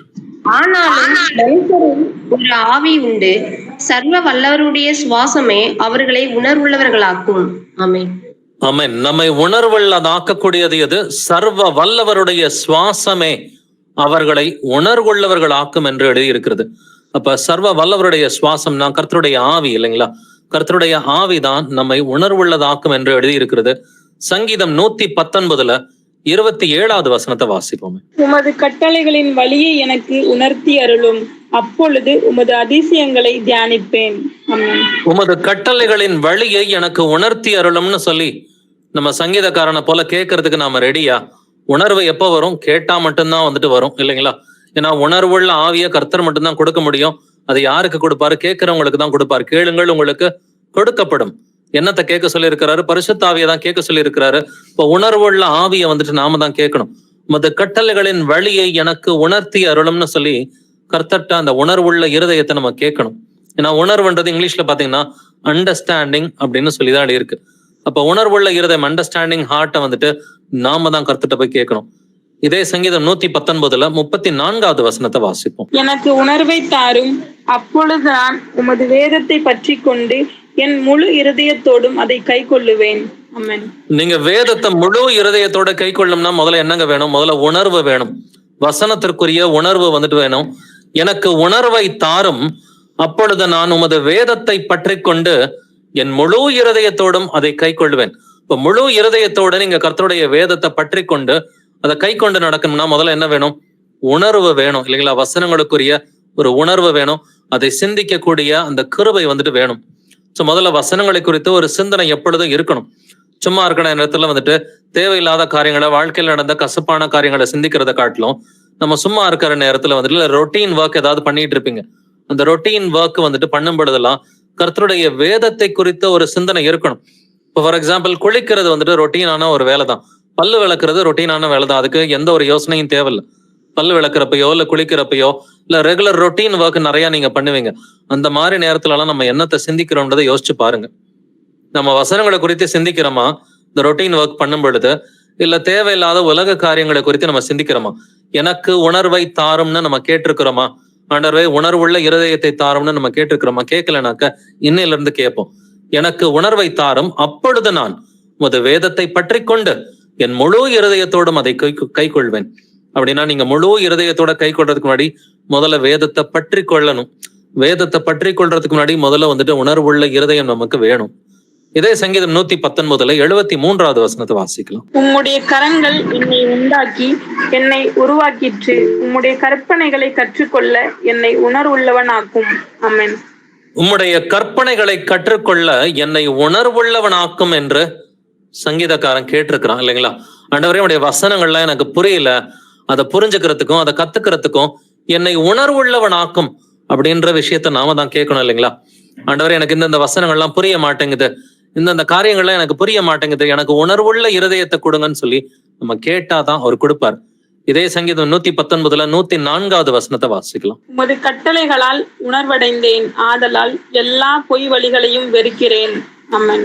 உமது கட்டளைகளால் உணர்வடைந்தேன். அப்ப நம்ம எப்படிங்க உணர்வடைய முடியும்? இயேசு கிறிஸ்துவின் கட்டளைகளால மட்டும்தான் உணர்வடைய முடியும். உணர்வடைஞ்சா மட்டும்தான் 30, 60, 100 பலன் கொடுக்க முடியும். மத்தேயு 13 வந்துட்டு ரொம்ப கிளியரா இருக்குது. உணர்வடைஞ்சாக்க பலன் கொடுப்போம். உணர்வடையலைன்னா பிசாசு வந்து இருதயத்துல இருக்கிற வசனத்தை தூக்கிட்டு போயிடுவான். சோ பிசாசம் இருதயத்துல தூக்கிட்டு போறதுக்கும் பலன் கொடுக்கறதுக்கும் டிஃபரன்ஸ் ஒன்னே ஒண்ணுதான். உணர்வுள்ளவர்களா நம்ம இருக்கிறோமா, உணர்வு இல்லாதவர்களா இருக்கிறோமா? உணர்வு உள்ளவர்களா இருந்தா அந்த வசனம் பலன் கொடுக்கும். உணர்வு இல்லைனாக்க பிசாசு வசனத்தை தூக்கிட்டு போயிடுவான். சங்கீதம் 119 130வது வசனத்தை வாசிப்போம். உம்முடைய வசனத்தின் வெளிச்சம் தந்து பேதைகளை உணர்வுள்ளவர்கள் ஆக்கும். ஆமென். கர்த்தருடைய வசனங்கள் என்ன செய்யுமா? பேதைகளை கூட உணர்வுள்ளவர்கள் ஆக்கும். அப்ப என்ன நானே நான் பேதைன்னு நினைச்சுக்கிட்டா கூட எனக்கு அறிவே இல்ல ஆண்டவரே, எனக்கு ஞானமே இல்ல ஆண்டவரே, எனக்கு ஒண்ணுமே தெரியாது ஆண்டவரே அப்படின்னு சொன்னா கூட கர்த்தருடைய வசனங்கள் நம்மை உணர்வுள்ள பிள்ளைகளா வந்துட்டு மாத்தும்னு சொல்லி எழுதியிருக்கு. அப்படின்னா கர்த்தர்ட்ட நாம தான் கேட்கணும். சங்கீதக்காரன் கேட்டது போல உம்முடைய கட்டளைகளால் உணர்வடைந்தேன் அப்படின்னு சொல்றான். உம்முடைய கற்பனைகளை கற்றுக்கொள்ள என்னை உணர்வுள்ளவன் ஆக்கும், எனக்கு உணர்வை தாரும்னு சொல்லி கேட்கிறான். உமது கட்டளைகளின் வழியை எனக்கு உணர்த்தி அருளும்னு சொல்லி. அப்ப தாவீது கேட்டது போல நாமளும் கேட்டோம்னு சொன்னா உணர்வு அடைய முடியும். அதனாலதான் ஒரு வரத்தையே உணர்வு சார்ந்த வரமா தான் கொடுத்திருக்கிறார். ஞானத்தை போதிக்கும் வசனம், அறிவை உணர்த்தும் வசனம். இந்த 2வது வரமே அறிவை உணர்த்தக்கூடிய ஒரு வரமா தான் வந்துட்டு கர்த்தர் கொடுத்திருக்கிறாரு. அநேகர் உணர்வடையணும்னா யாராவது ஒருத்தர் வந்துட்டு போதிக்கணும். அதனாலதான் இதுல தானியேல் 12வது அதிகாரத்துல நம்ம வாசிச்சோம், அநேகர் உணர்வடைவாங்க, ஆனால் பொல்லாங்கர் துன்மார்க்கர் உணர்வடைய மாட்டாங்கன்னு சொல்லி எழுதி இருக்குது. 1 கொரிந்தியர் 14ஆம் அதிகாரம் 19ஆம் வசனத்தை வாசிக்கலாம். அப்படி இருந்தும் நான் சபையிலே அந்நிய பாஷையில் 10,000 வார்த்தைகளை பேசுகிறதிலும் மற்றவர்களை உணர்த்தும்படி என் கருத்தோடு 5 வார்த்தைகளை பேசுகிறதே எனக்கு அதிக விருப்பமாய் இருக்கும். ஆமென். நான் அந்நிய பாஷையில 10,000 வார்த்தை பேசி மத்தவங்களுக்கு புரியாம போறதை காட்டிலும் மற்றவர்களை உணர்த்தும்படி, அந்த உணர்த்தும்படின்ற வார்த்தையை அண்டர்லைன் பண்ணிக்கோங்க. மற்றவர்களை உணர்த்தும்படி தான் நம்ம பேசணும். உணர்த்தும்படி என் கருத்தோட 5 வார்த்தைகளை பேசுகிறது எனக்கு அதிக விருப்பமா இருக்கும். அவன் எதை விருப்பப்படுறான்? பவுல் வந்துட்டு மத்தவங்க வந்துட்டு உணர்த்தப்படும்படி பேசக்கூடிய வார்த்தைகளை தான் அவன் பேசணும்னு விருப்பப்படுறான். அப்போஸ்தலர்கள் எல்லாருமே இப்படிதான் விருப்பப்பட்டாங்க பரிசுத்தாவை பெற்ற பிறகு. யூதா 1 அதிகாரத்துல 3வது வசனத்தை வாசிக்கலாம். பிரியமானவர்களே, பொதுவான ரட்சிப்பை குறித்து உங்களுக்கு எழுதும்படி நான் மிகவும் கருத்துள்ளவனா இருக்கையில், பரிசுத்தவான்களுக்கு ஒரு விசை ஒப்பு கொடுக்கப்பட்ட விசுவாசத்திற்காக நீங்கள் தைரியமாய் போராட வேண்டும் என்று உங்களுக்கு எழுதி உணர்த்துவது எனக்கு அவசியமாய் கண்டது. ஆமென். பரிசுத்தவான்களுக்கு ஒரு விசை ஒப்பு கொடுக்கப்பட்ட விசுவாசத்திற்காக நீங்கள் தைரியமாய் போராட வேண்டும் என்று உங்களுக்கு எழுதி உணர்த்துவது. இப்ப பவுல் இதுக்கு முந்தின வசனத்துல பேசி உணர்த்துவதுன்னு சொன்னான். இங்க யூதா வந்துட்டு என்ன சொல்றான்? உங்களுக்கு எழுதி உணர்த்துவது எனக்கு அவசியமாய் கண்டது. சோ நீங்க எழுதினாலும் ஒரு சிலர் உணர்த்தப்படணும். அதை வாசிக்கும் பொழுது நீங்க பேசினாலும் கேட்கிறவங்க என்ன செய்யணும்? உணர்த்தப்படணும். அப்ப நம்முடைய வாயின் வார்த்தைகள் அப்படி வருகிறதா? கிருபை உள்ள வார்த்தைகளா இருக்குதா? அவனுக்கு என்னென்னபடி நீங்கள் உத்தரவு சொல்ல வேண்டும் என்பதை நீங்கள் அறியும்படிக்கு உங்கள் வசனம் எப்பொழுதும் கிருபை பொருந்தினதாயும் உப்பால் சாரம் ஏறினதாயும் இருப்பதாக சொல்லி வசனம் சொல்லுது. நம்முடைய வாயின் வார்த்தைகள் எப்பொழுதும் கிருபை பொருந்தின வார்த்தைகளா இருந்துச்சுன்னு சொன்னா கேட்கிறவங்க என்ன செய்வாங்க? உணர்வு அடைவாங்க. உணர்வு அடையும் பொழுது வந்துட்டு கர்த்தருடைய வேதத்தை நல்லா புரிஞ்சுக்கிட்டு வந்துட்டு பயிற்சி முயற்சியின் மூலமா நல்லா மனம் திரும்பி கர்த்தருக்கு பிரியமான காரியத்தை செய்ய ஆரம்பிப்பாங்க. கர்த்தருடைய நன்மையும் பிரியமும் பரிபூரணமான சித்தத்தை உணர்ந்து கொண்டு அவருக்கு பிடிச்சதை செஞ்சு பிடிக்காத தூக்கி போடும் பொழுது பரிசுத்தாவியனர் அந்த சகோதர சகோதரிகளுக்குள்ளார வந்து தங்குவார். சோ இப்படி உணர்வடைகிறதா இது எல்லாத்துக்குமே ஸ்டார்டிங் பாயிண்ட். அப்போஸ்தலர் 2ஆம் அதிகாரத்துல நம்ம வாசிக்கிறோம். பெந்தகோஸ்தே அன்னைக்கு வந்துட்டு பேதுருடைய பிரசங்கத்தின் மூலமா அநேகர் என்ன அடைகிறாங்க? உணர்வடைகிறாங்க. அவர்கள் உணர்வடைந்துதான் வந்துட்டு கேள்வி கேட்கிறாங்க, சகோதரரே நாங்கள் என்ன செய்ய வேண்டும்? இருதயத்துல குத்தப்பட்டவர்களா உணர்வடைந்த பின்பு தான் சகோதரரை நாங்கள் என்ன செய்ய வேண்டும்னு கேட்கிறாங்க. அப்படின்னா முதல்ல வந்துட்டு கர்த்தருடைய வசனங்களை கேட்கும் பொழுது உணர்வுள்ளவர்களா வந்துட்டு கேட்கணும். வாசிக்கும் பொழுது உணர்வுள்ளவர்களா அதை வாசிக்கணும். அப்படி இல்லைன்னா அந்த வசனமே பிரயோஜனப்படாது. வாசித்தோம் இல்லையா? எபிரேயர் 4ஆம் அதிகாரத்துல சுவிசேஷம் அவர்களுக்கு அறிவிக்கப்பட்டது போல நமக்கும் அறிவிக்கப்பட்டது. கேட்டவர்கள் விசுவாசம் இல்லாமல் கேட்டபடியினால் அவர்கள் கேட்ட வசனம் அவர்களுக்கு பிரயோஜனப்படவில்லை. அப்ப வசனத்தை விசுவாசத்தோட கேட்கணும்னு சொல்லி கர்த்தர் சொல்றார். விசுவாசத்தோட கேட்கறதுக்கு பேர் தான் உணர்வோட கேட்கறது. சும்மா பேருக்கு வந்துட்டு நானும் உட்கார்ந்து இருக்கிறேன் அட்டண்டன்ஸ் போடுறது, அது கர்த்தருக்கு நல்லாவே வந்துட்டு தெரியும். அதுல பிரயோஜனம் இல்லை அப்படின்றத கர்த்தர் வந்துட்டு அறிவார். பட் நாம வந்துட்டு வசனத்தை உணர்வு பூர்வமா விசுவாசத்தோட வாசிக்கிற பிள்ளைகளா இருக்கணும். நீங்க படிச்சீங்கன்னா கூட கையில ஒரு பேப்பர் பேனா வச்சுட்டு அதை உணர்வு பூர்வமா வந்துட்டு வாசிங்க. வாசிக்கிறது உங்களுக்கு இருதயத்துல எதெல்லாம் படுதோ அது எல்லாத்தையும் அண்டர்லைன் பண்ணிக்கங்க. இந்த ரெஃபரன்சஸ் எடுத்து எழுதுறதுனாக்க எழுதிக்குங்க. எந்த அளவுக்கு பைபிளை நீங்க உணர்வு பூர்வமா படிச்சு அந்த பைபிளை வந்துட்டு நிறைய எழுதி அதுல ரெஃபரன்சஸ் எடுக்கிறீங்களோ அந்த அளவுக்கு நீங்க புது சிருஷ்டியா வந்துட்டு மாற முடியும். சோ ஜனங்கள் உணர்வடைகிறது எப்படி? வசனத்தின் மூலமா தான் உணர்வடைகிறாங்க. வசனத்தை நீங்க வாசிக்கும் பொழுது காதல கேட்கும் பொழுது உணர்வு பூர்வமா விசுவாசத்தோட வந்துட்டு கேட்கும் பொழுதுதான் வந்துட்டு நமக்கு உணர்வு வருகிறது என்று வேதம் சொல்கிறது. நெகேமியா 8ஆம் அதிகாரம் 12ஆம் வசனம் வாசிக்கலாம். அப்பொழுது ஜனங்கள் எல்லாரும் தங்களுக்கு அறிவிக்கப்பட்ட வார்த்தைகளை உணர்ந்து கொண்டபடியால் பொசித்து குடிக்கவும் பங்குகளை அனுப்பவும் மிகுந்த சந்தோஷம் கொண்டாடவும் போனார்கள். ஆமென். நெகேமியாவின் காலகட்டத்துல அந்த ஜனங்கள் வந்துட்டு ஒரு பாவத்துல இருந்தாங்கன்னு சொல்லி வேதம் சொல்லுது. அப்ப அவங்களுக்கு உணர்த்தணும்னு சொல்லி எப்படி உணர்த்தப்படுறாங்க? நெகேமியாவும் எஸ்ராவும் சேர்ந்து வசனத்தை வாசிக்கிறாங்க. வந்துட்டு ஒரு நாள் முழுக்க வந்துட்டு வசனத்தை வாசிக்கிறாங்க. வந்துட்டு அதை வந்துட்டு முதல்ல வந்துட்டு ஒரு ஜாமம் முழுவதும் வாசிக்கிறாங்க. அடுத்து ஒரு ஜாமம் முழுவதும் வந்துட்டு பாவ அறிக்கை செய்தார்கள் என்று எழுதி இருக்கிறது. அப்பொழுது ஜனங்கள் எல்லாரும் தங்களுக்கு அறிவிக்கப்பட்ட வார்த்தைகளை உணர்ந்து கொண்டபடியால், என்ன அறிவிக்கப்பட்ட வார்த்தைனாக்க, நியாயப்பிரமாண புஸ்தகத்தை 3 மணி நேரம் வாசிச்சாங்க. நியாயப்பிரமாண புஸ்தகத்தை 3 மணி நேரம் வாசிச்சதை வந்துட்டு அந்த வார்த்தைகளை வந்துட்டு உணர்வு பூர்வமா கேட்டதுனால அவர்கள் உணர்ந்து கொண்டபடியினால் அவங்களுக்கு சந்தோஷம் உண்டாயிற்று என்று வேதம் சொல்கிறது. அப்படின்னா நாமளும் உணர்வடையணும்னு சொன்னாக்க என்ன செய்யணும்? ஒரு லிஸ்ட் ஆஃப் காரியங்கள் கர்த்தர் எழுதி இருக்கிறார். நீதிமொழிகள் 2ஆம் அதிகாரம் வசனங்கள் 2 முதல் 5 வரை வாசிக்கலாம். நீ என் என் வார்த்தைகளை ஏற்றுக்கொண்டு என் கட்டளைகளை உன்னிடத்தில் பத்திரப்படுத்தி ஞானத்தை வா என்று கூப்பிட்டு புத்தியை சத்தமிட்டு அழைத்து அதை வெள்ளியை போல் நாடி புதையல்களை தேடுகிறது போல் தேடுவாயாகில் அப்பொழுது கர்த்தருக்கு பயப்படுதல் இன்னதென்று நீ உணர்ந்து தேவனை அறியும் அறிவை கண்டடைவாய். ஆமென். 5வது வசனத்தை கவனிச்சு பாருங்க. அப்பொழுது கர்த்தருக்கு பயப்படுதல் என்னதென்று நீ உணர்ந்து. அப்ப கர்த்தருக்கு பயப்படுதல் அப்படிங்கிறத நம்ம உணரணும் முதல்ல, இல்லைங்களா? இயேசுவுக்கு பயப்படுறதுனா என்னது அப்படின்றத முதல்ல உணரணும். எப்படி உணர முடியும்? நீ என் வார்த்தைகளை ஏற்றுக்கொண்டு, முதல்ல கர்த்தருடைய வார்த்தையை ஏத்துக்கணும். இது ரைட்டு, நான் பண்றது தப்பு, கர்த்தருடைய வார்த்தை ரைட்ன்றதை ஏத்துக்கணும். 2வது, என் கட்டளைகளை உன்னிடத்தில் பத்திரப்படுத்தி, அப்படின்னா அந்த வசனங்களை திரும்ப திரும்ப வாசித்து அதை விசுவாசிக்கிறதன் மூலமா இருதயமாகிய பலகையில எழுதிக்கணும். 3வது, ஞானத்தை வா என்று கூப்பிட்டு ஜெபத்துல, ஆண்டவரே எனக்கு புரியல ஆண்டவரே, இருதயத்தை உணர்வுள்ள இருதயமா மாத்துங்கன்னு சொல்லி ஞானத்தை வா என்று கூப்பிட்டு புத்தியை சத்தமிட்டு அழைத்து, ஆண்டவரே எனக்கு புரியல ஆண்டவரே, எனக்கு புத்தியே இல்லை ஆண்டவரே, சொல்லிக் கொடுங்க ஆண்டவரன் ஜெபத்துல சத்தமிட்டு அழைத்து அதை வெள்ளியை போல நாடி புதையல்களை தேடுகிறது போல தேடுவாயாகில். இப்போ வாழ்க்கையில எல்லாத்துக்கும் மேல கர்த்தருடைய வசனங்களை நீங்க தேட ஆரம்பிச்சீங்கன்னாக்க அப்பொழுதுன்ற ஒரு கண்டிஷன் இருக்குது.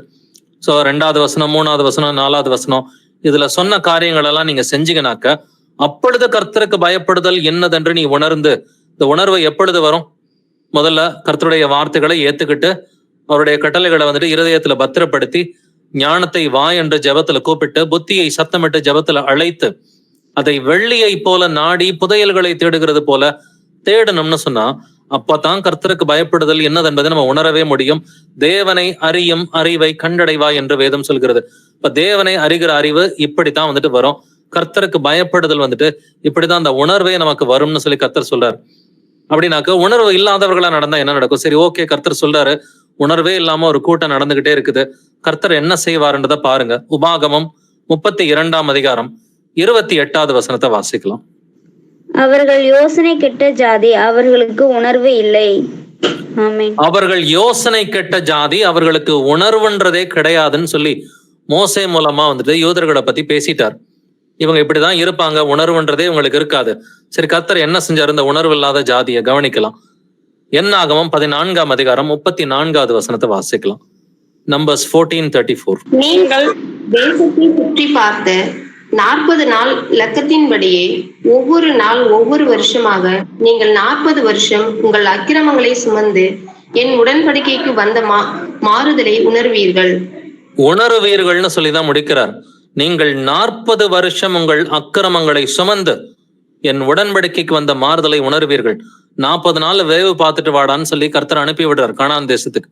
ஒரு 12 பேரை அனுப்பி விடுறாரு, தூதர்களை. அவன் போயிட்டு ஊரெல்லாம் நல்லாதான் இருக்குது, அது பாலும் தேனும் வழிகிற ஒரு தேசம் தான், எல்லாமே நல்லாதான் இருக்கு. ஆனா அவிசுவாசமான வார்த்தைகளை பேசுறாங்க. அங்க இருக்கிற ஜனங்கள்லாம் ரொம்ப உயரமா இருக்கிறாங்க, நம்மளோட பலசாலிகளா இருக்கிறாங்க, நம்மளால ஜெயிக்க முடியாதுன்னு சொல்லி மக்களை பயமுறுத்துகிற வகையில ஒரு 10 பேர் பேசுறாங்க. ஆனா 2 பேர் காலேபும் யோசுவா மட்டும் விசுவாசத்தோட பேசுறாங்க. ஆனா அந்த 10 பேர் சொன்னதுதான் ஜனங்கள் எல்லாம் நம்பினாங்க. கர்த்தர் தண்டிக்கும் பொழுது என்ன சொல்றாரு? நீங்கள் 40 வருஷம் உங்கள் அக்கிரமங்களை சுமந்து என் உடன்படிக்கைக்கு வந்த மாறுதலை உணர்வீர்கள் அப்படிங்கிறார். அப்போ ஒரு கூட்டம் உணர்வு இல்லாமலே நடக்குது. ஒரு மனுஷன் உணர்வு இல்லாமலே நடந்தா கர்த்தர் என்ன பண்ணுவாரு? நல்லா தண்டிச்சிருவார். 1 வருஷத்துல போக வேண்டியது இல்ல 3 மாசத்துக்குள்ளார அந்த ஊருக்குள்ளார போக வேண்டியது. கானான் தேசத்துக்குள்ள இவங்க 3 மாசம் கடைசியில அந்த எல்லையில போய் நின்னாங்க. 3 மாசம் எண்டுல போய் அவங்க கானான் தேசத்துக்குள்ளார நுழைஞ்சிருக்கணும். 3 மாசத்துலயோ இல்ல 1 வருஷத்துக்குள்ளேயே நுழைய வேண்டியத 40 வருஷம் சுத்த விட்டார். தேவையில்லாம நம்மளையும் செஞ்ச வேலையவே திரும்ப திரும்ப செய்ய வைப்பார். ஒரு காரியம் செய்வோம், அது ஒழுங்கு இல்லாம போகும், செஞ்ச வேலையை திரும்ப திரும்ப கர்த்தர் செய்ய வைப்பார். நம்ம கட்டுவோம், அவர் இடிச்சு போடுவார், திரும்ப கட்டுவோம், கர்த்தர் இடிச்சு போடுவார். அப்படின்னா நம்ம கர்த்தருடைய வசனங்களை உணரலைனாக்க உணர வைப்பார் கர்த்தர். உபாகமம் 8ஆம் அதிகாரம் 3வது வசனத்தை வாசிக்கலாம். அவர் உன்னை உண்மைப்படுத்தி உன்னை பசியினால் வருத்தி மனுஷன் அப்பத்தினால் மாத்திரமல்ல கர்த்தருடைய வாயிலிருந்து புறப்படுகிற ஒவ்வொரு வார்த்தையினாலும் பிழைப்பான் என்பதை உனக்கு உணர்த்தும்படிக்கு நீயும் உன் பிதாக்களும் அறியாதிருந்த மன்னாவினால் உன்னை போஷித்தார். கவனிக்க வேண்டிய வார்த்தைகள் உனக்கு உணர்த்தும்படிக்கு அப்படின்னு சொல்லி சொல்றார். கர்த்தர் என்னத்தை உணர்த்தணும்னு சொல்லி இங்க பிரியப்பட்டாரு. கர்த்தருடைய வாயிலிருந்து புறப்படுகிற ஒவ்வொரு வார்த்தையினாலும் தான் மனுஷன் பிழைப்பான், ஆனா அப்பத்தினால பிழைக்க மாட்டான். இதை கர்த்தர் உணர்த்துறதுக்கு என்ன பண்ணாரு? அவர் உன்னை சிறுமைப்படுத்தி உன்னை பசியினால் வருத்தி, அவங்களுக்கு சாப்பாடு கொடுக்காம விட்டாருங்க, தண்ணி இல்லாம சுத்த விட்டார் கர்த்தர் வனாந்தரத்துல. தண்ணி இல்லாத இடத்துல கொண்டு வந்து நிக்க வச்சாரு. அவங்க வந்துட்டு கர்த்தர் மேலே கோச்சுக்கிட்டாங்க. சாப்பாடு இல்லாத நிலைமைக்கு வந்துட்டு கொண்டு வந்து நிப்பாட்டினார். இன்னைக்குமே ஒரு சிலர் நினைக்கலாம், எனக்கு ஏன் இந்த கஷ்டம் அப்படின்னு சொல்லி நினைக்கலாம். வாழ்க்கையில சில கஷ்டங்கள் இருக்கும் பொழுது, அது வியாதிகளோ மற்ற பிரச்சனைகளோ, அந்த கஷ்டத்தை நினைக்கும் பொழுது எனக்கு ஏன் இந்த கஷ்டம் நினைச்சீங்கன்னாக்க கர்த்தர் நமக்கு ஏதோ சொல்ல வராருன்னு அர்த்தம். நம்மளுக்கு ஏதோ ஒரு வசனத்தை உணர்த்த வராருன்னு சொல்லி அர்த்தம். உணராம ஏதோ ஒரு காரியத்துல இருக்கிறோம்னு சொல்லி அர்த்தம். அவர் உன்னை சிறுமைப்படுத்தி, உன்னை பசியினால் வருத்தி, மனுஷன் அப்பத்தினால் மாத்திரமல்ல கர்த்தருடைய வாயிலிருந்து புறப்படுகிற ஒவ்வொரு வார்த்தையினாலும் பிழைப்பான் என்பதை நீ உணரும்படிக்கு, உனக்கு உணர்த்தும்படிக்குன்னு சொல்லி எழுதியிருக்கு. அப்ப ஒரு கஷ்டம் இருக்குதுன்னா நம்ம ஏதோ உணராம இருக்கிறோம்னு சொல்லி அர்த்தம். நம்ம அதை உணர்ந்துட்டோம்னா அந்த கஷ்டம் போயிடும். வந்துட்டு 1 சாமுவேல் 12ஆம் அதிகாரம் 17வது வசனம் வாசிக்கலாம். 1 சாமுவேல் 12:17. இன்று கோதுமை அறுப்பின் நாள் அல்லவா? நீங்கள் உங்களுக்கு ஒரு ராஜாவை கேட்டதினால் கர்த்தரின் பார்வைக்கு செய்த உங்களுடைய பொல்லாப்பு பெரியதென்று நீங்கள் கண்டு உணரும்படிக்கு நான் கர்த்தரை நோக்கி விண்ணப்பம் பண்ணுவேன். அப்பொழுது இடி முழக்கங்களையும் மழையையும் கட்டளையிடுவார் என்று சொல்லி. சோ சாமுவேல் தீர்க்கதரிசி ஜனங்கள் உணரணும்னு சொல்லி விருப்பப்படுறான். ஜனங்கள் தப்பு பண்றாங்க, எங்களுக்கு ராஜா வேணும்னு சொல்லி புறஜாதிய போல கேட்கிறாங்க. அது சாமுவேலுக்கு பொல்லாப்பா தெரிஞ்சது. கர்த்தரின் பார்வைக்கு செய்த உங்களுடைய பொல்லாப்பு பெரியதென்று நீங்கள் கண்டு உணரும்படிக்கு. அன்னைக்கு என்ன நடந்துச்சா? கர்த்தர்ட்ட விண்ணப்பம் பண்ணுவேன்னு சொன்னா என்ன ஜெபம் பண்ணாவன்? இடி முழக்கங்களையும் மழையையும் கட்டளையிடும்படி அவன் ஜெபம் பண்றான்.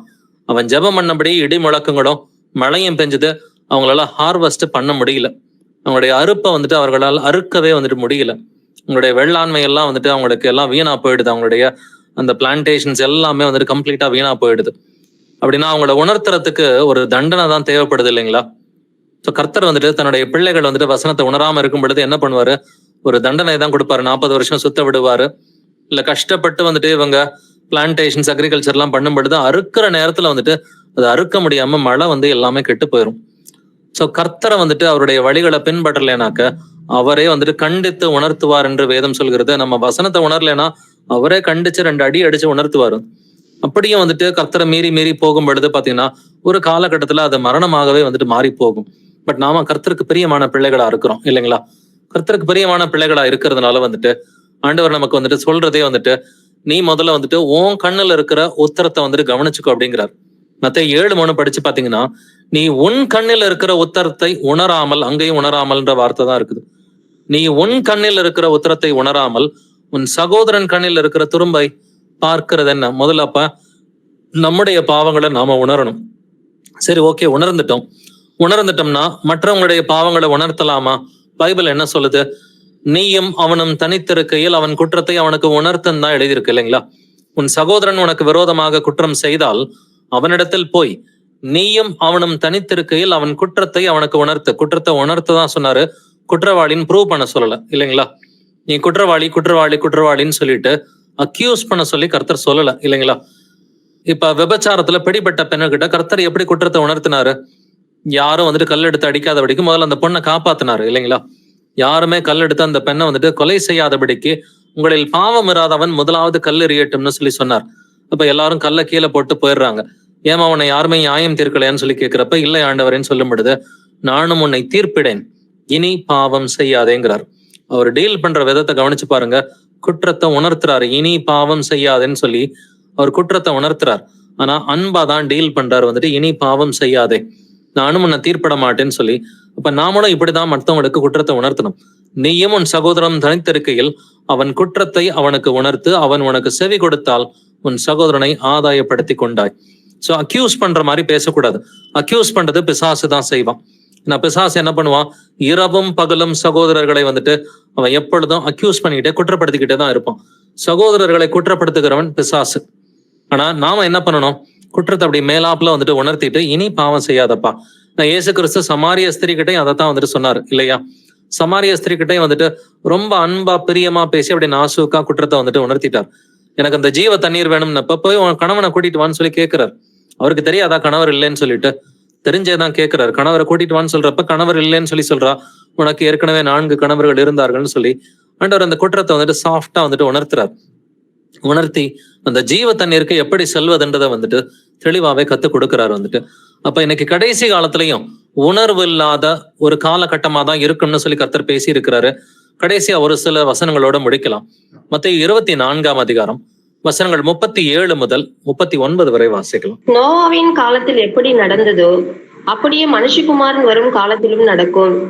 எப்படி எனில் ஜலப்பிரளயத்துக்கு முன்னான காலத்திலே நோவா பேழைக்குள் பிரவேசிக்கும் நாள் வரைக்கும் ஜனங்கள் புசித்தும் குடித்தும் பெண் கொண்டும் பெண் கொடுத்தும் ஜலப்பிரளயம் வந்து அனைவரையும் வாரிக்கொண்டு போகும் மட்டும் உணராதிருந்தார்கள். அப்படியே மனுஷகுமாரன் வரும் காலத்திலும் நடக்கும். ஜலப்பிரளயம் வந்து அனைவரையும் வாரிக்கொண்டு போக மட்டும் உணராது இருந்தார்கள். எப்பொழுது? நோவாவின் காலத்துல உணராமலே மக்கள் இருந்தாங்க. அப்படியே மனுஷகுமாரன் வரும் காலத்திலும் நடக்கும். அப்ப இயேசு கிறிஸ்துவின் வருகை நாட்கள் தான் நம்ம இருக்கிறோம். இன்னைக்கும் ஜனங்கள் உணர மாட்டாங்கன்னு தான் கர்த்தர் பேசி இருக்கிறார். நோவாவின் காலத்தில் எப்படி நடந்ததோ அப்படியே மனுஷகுமாரன் வரும் காலத்திலும் நடக்கும்னு சொல்லி இருக்கிறார். பட் நாம எப்படி இருக்கணும்? மத்தேயு 13ஆம் அதிகாரம் சொல்றது போல நம்ம உணர்வுள்ள பிள்ளைகளா, வசனத்தை கேட்கிறவர்களா, வசனத்தை உணர்கிறவர்களா இருந்து 100மாக 60மாக 30மாக பலன் கொடுக்கிற பிள்ளைகளா இருக்கணும். சோ பலன் கொடுக்கறதுக்கும் பிசாசு வந்து வசனத்தை பிடுங்கிட்டு போறதுக்கும் ஒரே ஒரு டிஃபரன்ஸ் தான், உணர்வுன்ற அந்த ஒரு விஷயம் தான். இப்ப வசனத்தை எல்லாருமே தான் கேட்கிறாங்க.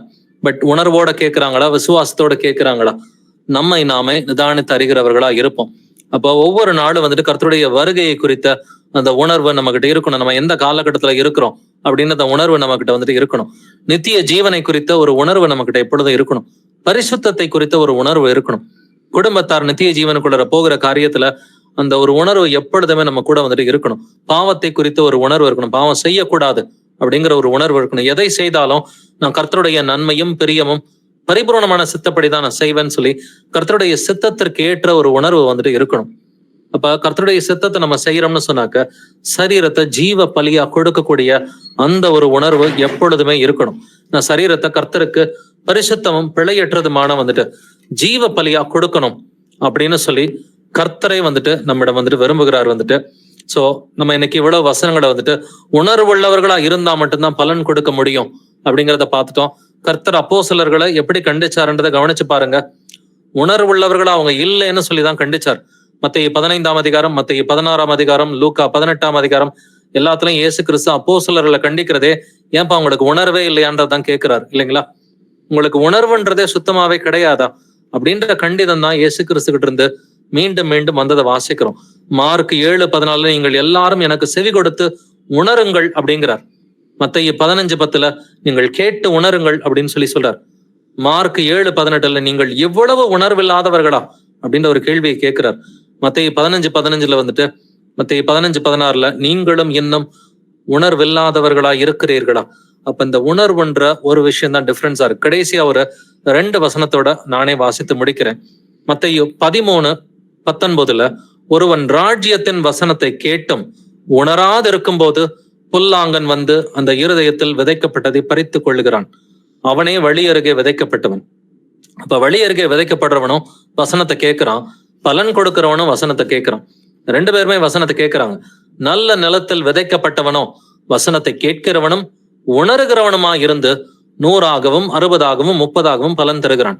அப்ப பலன் கொடுக்கிறவனுக்கும் பலன் கொடுக்காதவனுக்கும் இருக்கிற முக்கிய வித்தியாசம் பாத்தீங்கன்னா அந்த வசனத்தை உணர்கிற ஒரு காரியம்தான். அப்படின்னா வசனத்தை உணர்கிறவர்களா நாம இருக்கணும். கர்த்தருடைய சித்தம் என்னதென்று உணர்ந்து கொள்ளுங்கள் என்று வேதம் சொல்கிறது. உணர்வுள்ளவன் இல்லை, தேவனை தேடுகிறவன் இல்லை என்று நம்ம வாசிச்சிருக்கிறோம் இல்லைங்களா? பட் உணர்வுள்ளவர்கள் யாரு? தேவனை தேடுகிற பிள்ளைகள் மட்டும்தான் உணர்வுள்ள பிள்ளைகள். வசனத்தை விசுவாசத்தோடு கேட்கிற பிள்ளைகள் தான் உணர்வுள்ள பிள்ளைகளா இருக்கிறாங்க. அதனால நீங்க வசனத்தை வாசித்தாலும் வசனத்தை நீங்க காதுல கேட்டாலும் எப்பொழுதும் வந்துட்டு விசுவாசத்தோட உணர்வுள்ள பிள்ளைகளா அதை வாசிப்போம். உணர்வுள்ள பிள்ளைகளா வந்துட்டு அந்த வசனத்தை வந்துட்டு நம்ம காதுல கேட்போம். இவராக நல்ல மனம் திரும்பி கர்த்தருக்கு பிரியமான முறையில வந்துட்டு பரிசுத்தம் உள்ள பிள்ளைகளா இருந்து அவருடைய 2ஆம் வருகையின் போது நாம் எல்லோருமே சபையாக கரை திரை முதலானவைகள் ஒன்றும் இல்லாம மகிமை உள்ள பிள்ளைகளா கர்த்தருக்கு முன்னாடி நின்று நம்ம நிற்கக்கூடிய தகுதி உள்ள பிள்ளைகளா இருக்கணும். இந்த படிப்பினைக்கான கேள்விகள் இருந்தா ஸ்கிரீன்ல இருக்கிற மொபைல் நம்பருக்கு கால் பண்ணுங்க, இல்ல வாட்ஸ்அப்ல மெசேஜ் அனுப்புங்க. Praise the Lord Jesus. May God bless you all.